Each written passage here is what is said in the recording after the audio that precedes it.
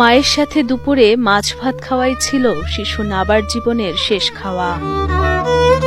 প্রতিবেশীর বাড়িতে যাওয়ার কথা বলে বাসা থেকে বের হয়ে আর বাড়িতে ফেরা হয়নি প্লে শ্রেণীতে পড়ুয়া নাবার।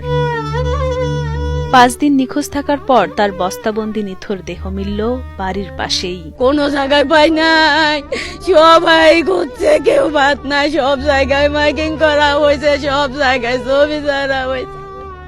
আমার মায়ের বিচার চাই, আপনারা বিচার দিবেন আমার মায়ের।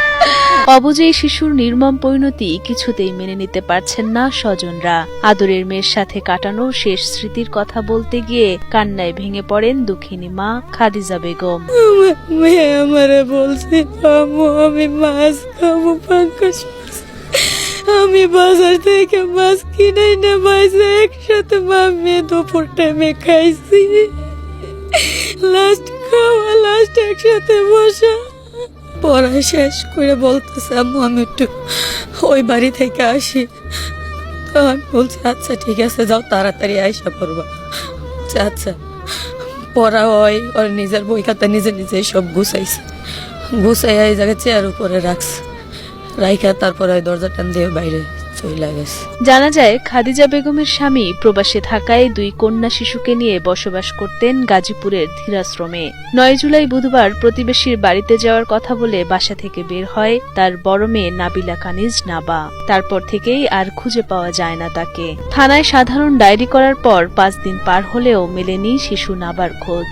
পরে সোমবার বিকেলে স্থানীয়রা বাড়ির পাশে একটি বস্তা দেখতে পেয়ে সবাইকে খবর দেয় এবং বস্তার মুখ খুলতেই তারা দেখতে পায় হাত মুখ বাঁধা অবস্থায় নাবিলার মরদেহ। প্রথম আমরা দেখি যে বস্তার মধ্যে ভরা, তারপরে ওনার চাচা এসে বস্তা করছে, টান দিছে পুলিশের অনুমতিতে। পরে দেখি যে হাত পা বাঁধা, গলা গামছা লাটানো, আর এই বাম পা হলো কাটা। তার 2 হাত বাঁধা আর সম্ভবত মুখটা বাঁধা, মুখের থেকে নাকের ধরেন নাকটা একদম বিশ্রীভাবে হয়ে গেছে, আর ঠ্যাঙ্গের এক সাইড কাটা, এক সাইড কাটা, 2 সাইড। নিহতের পরিবারের ধারণা প্রতিবেশী কেউ এই হত্যাকাণ্ডের সাথে জড়িত। সুষ্ঠু তদন্ত করে দৃষ্টান্তমূলক শাস্তির দাবি জানান তারা। আমরা বিশ্বাস আছি এই কাম করে তাই আল্লাহর কাছে কই, মাহবুবের কাছে কই, প্রশাসনের যে বিশ্বাস কয় এই বিচারে আমরা মেনে নিব।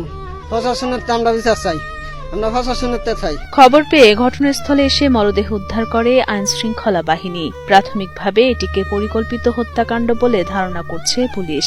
জড়িতদের দ্রুত আইনের আওতায় আনার আশ্বাস দিয়েছেন তারা। তাই এতে একটা হত্যা বলে আমরা ধারণা করছি। তা আমরা এই যে তদন্ত নেমেছি, তদন্ত পর্যায়ে আছে, ওরা বাদী পক্ষ, ভিকটিম পক্ষ থেকে যে অভিযোগ দায়ের করে আমরা হত্যা মামলা নেব এবং আমরা অলরেডি তদন্ত আমাদের কার্যক্রমের পাশাপাশি আমরা শুরু করে দিয়েছি।